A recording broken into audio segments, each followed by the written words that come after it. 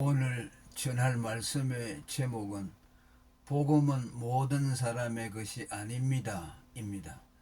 복음 설교를 좋아하고 안 하고는 설교 취향의 문제가 아닌 보다 근원적인 문제, 곧 구원과 직결됩니다. 영생주기로 작정된 자들과 구원의 부름을 받은 자들에게는 복음이 믿어지고 복음이 최고의 능력과 지혜로 칭송되지만 멸망당할 자들에게는 미련하게만 보일 뿐입니다. 고린도전서 1장 18절과 사도행전 13장 48절. 복음이신 예수님에 대해 믿음과 극도의 정오로 엇갈린 반응을 나타내는 것도 같은 이치입니다. 말씀을 하심에 많은 사람이 믿더라. 내 말이 너희 속에 있을 곳이 없으므로 나를 죽이려 하는도다. 지금 하나님께 들은 진리를 너희에게 말한 사람인 나를 죽이려 하는도다. 아브라함은 이렇게 하지 아니하였느니라. 요한복음 8장 30절에서 40절까지. 안타깝게도 이런 복음의 호불호는 한 핏줄을 타고난 형제간에도 뚜렷이 양분됩니다. 아벨과 가인, 이삭과 이스마엘, 에서와 야곱이 그랬습니다. 가인은 곡물 제사를 통해 복음에 대해 무관심을 드러낸 반면 아벨은 피의 제사를 통해 복음에 대한 그의 애착을 보여주었습니다.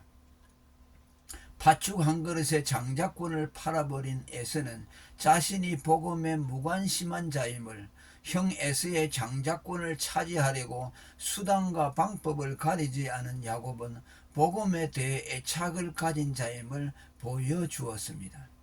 이처럼 복음은 만인의 호응을 받는 것이 아닙니다. 그리고 이러한 복음의 호불호성은 믿음은 모든 사람의 것이 아니다. 데살로니가 후서 3장 2절을 복음은 모든 사람의 것이 아니다로 고쳐 쓸만합니다. 복음의 호, 불호로 갈려지는 이유. 복음의 호, 불호는 이미 지적한 대로 구원 문제와 직결되며 이는 두 가지 요인 때문입니다. 첫째는 그가 하나님께 속했느냐 마귀에게 속했느냐에 따른 결과입니다. 빛이신 하나님께 속한 자들은 본능적으로 빛인 복음을 좋아합니다. 고린도후서 4장 4절. 반면에 어둠의 지배자 마귀에게 속한 자들은 본능적으로 빛의 복음을 싫어합니다. 요한복음 3장 20절. 예수님도 하나님께 속한 아브라함은 복음 진리를 사랑했지만 마귀의 자식인 유대인들은 복음 진리를 말하는 자기를 죽이려 한다고 했습니다. 지금 하나님께 들은 진리를 너희에게 말한 사람인 나를 죽이려 하는도다. 아브라함은 이렇게 하지 아니하였느니라. 너희는 너희 아비의 행사를 하는도다. 하나님께 속한 자는 하나님의 말씀을 듣나니 너희가 듣지 아니함은 하나님께 속하지 아니하였음이로다. 요한복음 8장 40절, 41절, 47절. 예수님은 계속하여 유대인들이 자신을 믿지 않는 이유를 자기의 양이 아닌 때문이라고 말했습니다. 너희가 내 양이 아니므로 믿지 아니하는도다. 내 양은 내 음성을 들으며 나는 저희를 알며 저희는 나를 따르느니라. 요한복음 10장 26절과 27절. 이처럼 복음의 호불호는 근본 하나님께 속했느냐 속하지 않았느냐의 문제로 귀결됩니다. 둘째, 복음에 대한 호불호는 중생했느냐 아니했느냐에 따른 결과입니다. 인간 영감의 산물인 세상의 문학, 예술, 철학, 종교는 중생 여부와 상관없이 모든 사람이 다 공감할 수 있습니다. 그러나 초자연적인 성령의 영감으로 된 복음은 거듭난 자만이 좋아할 수 있습니다.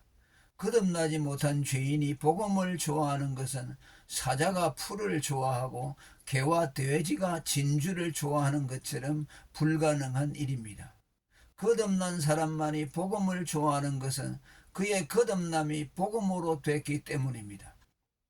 야고보서 1장 18절, 베드로전서 1장 3절, 23절, 25절. 그를 거듭나게 한 복음의 DNA가 그의 영혼 속에 각인되어 있어 복음을 좋아하게 되는 것입니다. 이는 마치 연어가 알에서 부화될 때 뇌 속에 모천이 각인되어 모천을 기억해내는 것과 유사한 원리입니다. 예수님은 사람이 자기에게로 오는 것은 그들이 하나님으로부터 거듭났기 때문이라고 했습니다.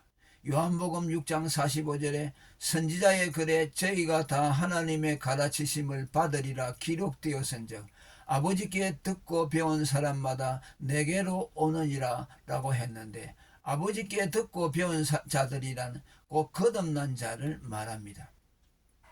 여기서 거듭남을 배움과 동일시한 것은 거듭남보다 완전한 교육이 없기 때문입니다. 인간이 하나님의 형상으로 창조될 때 하나님의 형상이 인간 안에 새겨졌듯이 복음으로 거듭난 사람의 영혼 속에는 복음이 새겨집니다. 그리고 이렇게 인간 영혼 속에 새겨진 복음은 그로 하여금 본능적으로 복음을 인지하게 하고 복음 지향적이 되게 합니다. 바울 사도가 말한 육의 신비에 세워진 복음이고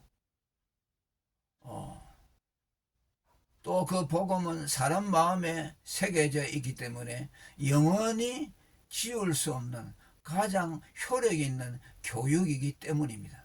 복음으로 거듭나 그 영혼의 복음이 각인된 사람은 복음을 들을 때 본능적으로 복음에 끌리게 됩니다.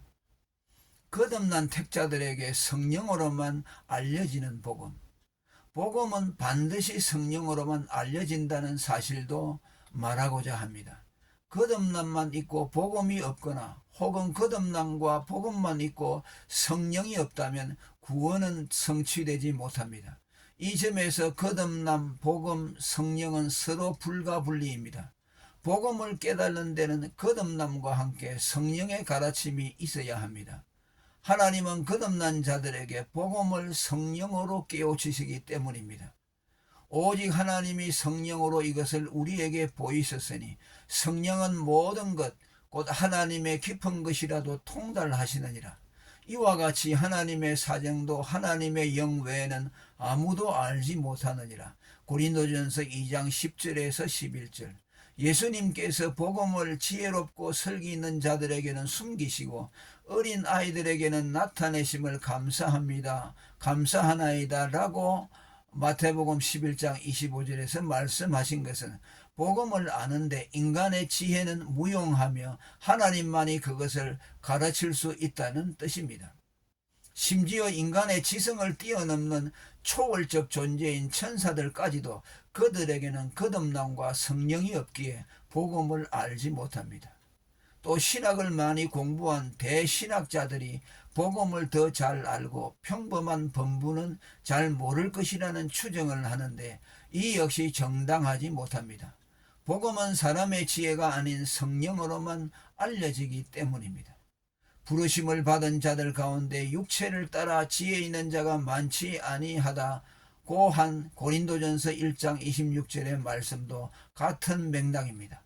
따라서 설교자들이 복음을 말할 때 인간의 지혜를 발동시키는 현학적인 방법을 쓰지 않고 성령 의존적으로 해야 할 이유도 여기 있습니다.